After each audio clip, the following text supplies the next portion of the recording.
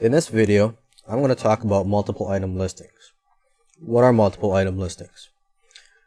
Basically what they are listings that you put on eBay, and for example, you want to sell your hats. You have identical hats. Let's say you have 10 hats.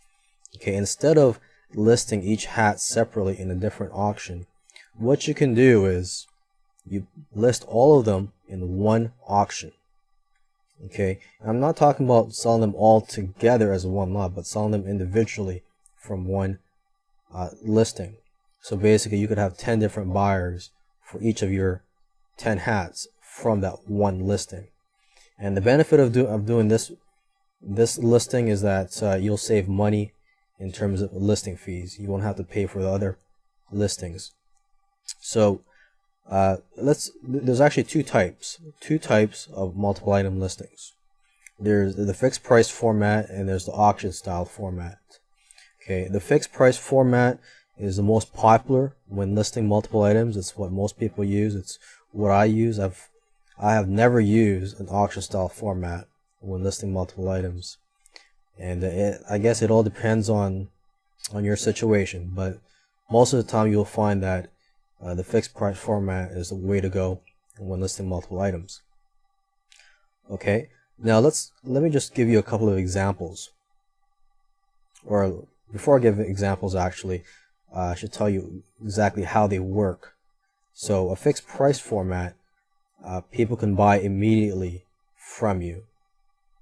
And basically, if your 10 hats get sold out, as soon as your 10 hats are sold out, then the listing ends. Okay. Now, in terms of an auction style format, people will not be able to buy from you right away. So let's say you have 10 hats and you place a starting bid of $5 and you list it for 7 days. So people will not be able to buy from you right away. They have to wait for the auction to end. And for this example, let's say 20 people want to buy your hats. Okay, and they all want one hat each. So obviously the 10 highest winning bidders will be able to buy your hats. Okay, at the end of the auction, now this is where it gets confusing actually for some people. At the end of the auction, the price determined, like what price are the winning bidders going to be able to buy your hat for. It's not the highest winning bid, it's actually the lowest winning bid. So let's say the highest winning bid was $19. Well, even though that person is going to be able to buy your hat, he's not going to buy it for $19. Okay, let's say out of the 10 highest winning bidders, the lowest winning bid was $11. Okay, $11 will be the price that people will be able to buy your hat for. So each of the 10 highest winning bidders will be able to buy your hat for $11. Okay, so that's the way it works. I know it's a little confusing for some people and it may take a little while for you to get used to. If you're ever confused about this topic, just go to the help pages of eBay and just type in multiple items or multiple item listings. Now let's take a look at an example. Okay, so looking at this page, which is a page I've been using throughout this video series for antiques.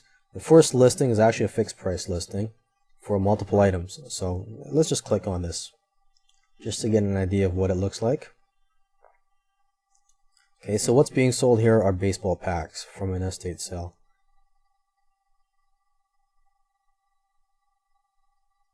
Three days left. Okay, there's 9 available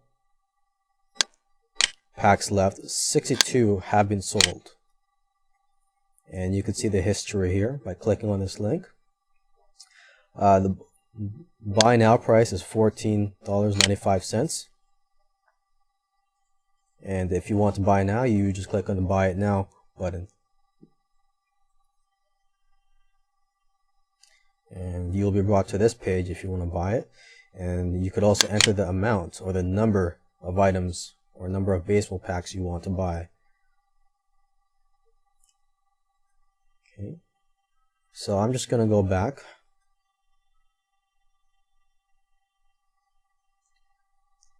Okay, now one other thing I should mention is for fixed price listings, as I mentioned in another video, is that there is a minimum feedback requirement. And if you're going to have multiple items for a fixed price listing, the minimum feedback requirement is actually higher. I believe it's 15 if you have a PayPal account, and if you don't have a PayPal account, it's 30. eBay is always changing the rules, so it's good to bookmark their important pages. Let's just go to the help pages here. This is a page that I found by just typing in multiple items or multiple item listings in the help pages. And there's actually a link here which says requirements. So you click on that.